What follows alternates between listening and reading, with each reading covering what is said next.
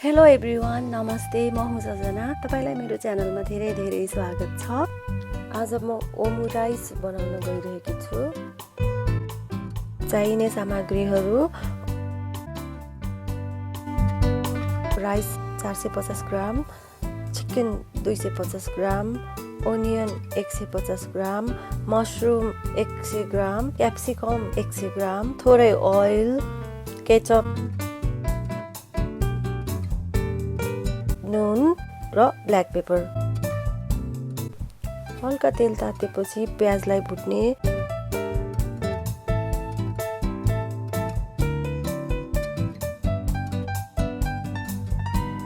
त्यसपछि चिकन पनि भुट्ने।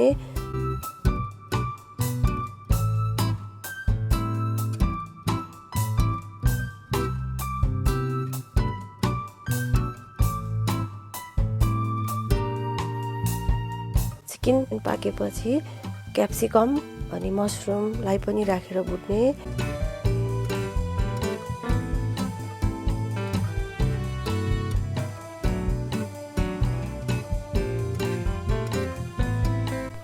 नुन र ब्ल्याक पेपर आफ्नो टेस्ट अनुसार हाल्ने।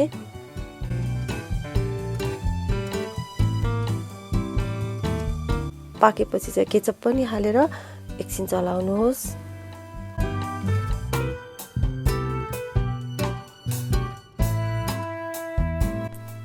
अनि यो ग्रेभीमा राइस हालेर भुट्ने।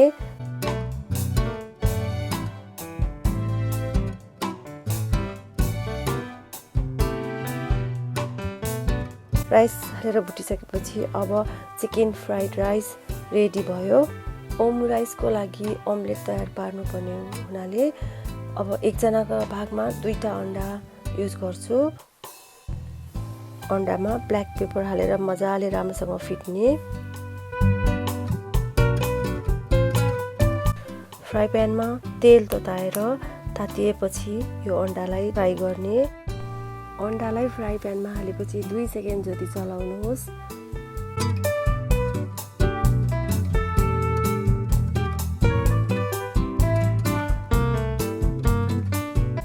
यो डिस सानो बच्चाहरूले पनि धेरै मन पराउँछन्। यदि तपाईले बच्चाहरूलाई बनाउन लाग्नु भएको छ भने यसको पोर्सन घटाएर अन्डा एउटा र भात पनि थोरै गरेर क्युट साइजमा बनाउन सक्नुहुन्छ।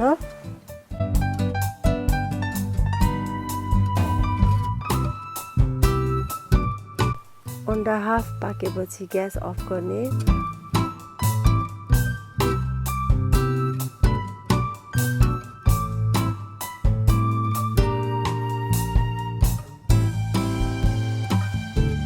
रेडी गरेको फ्राइड राइसको 3 भागको 1 भाग यो अन्डामा बिचमा यसरी राख्ने।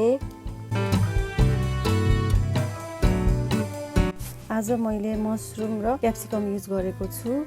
तपाईलाई मनपर्ने घरमा जुन भेजिटेबल छ त्यही भेजिटेबलको प्रयोग गर्न सक्नुहुन्छ।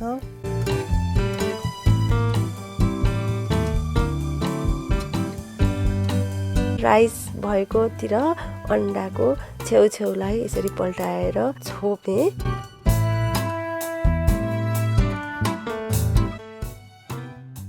र फ्राई प्यानको कुनातिर आफूतिर हात ह्यान्डल भएकोतिर यसरी ढल्काउँदै ल्याउनुहोस्।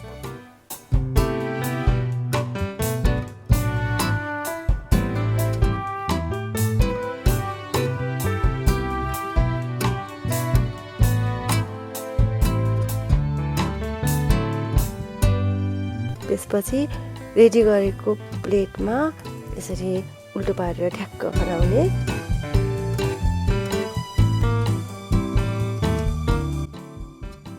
प्लेटमा राखिसकेपछि किचन पेपर लिएर यो अन्डाको सेप पनि मिलाउने। त्यसपछि केचपले आफ्नो इच्छा अनुसारको ओमुराइसलाई सजाउने। ओमुराइस जापानमा बच्चाहरूको लागि लन्चको रूपमा पनि निकै प्रयोग गर्ने चलन छ।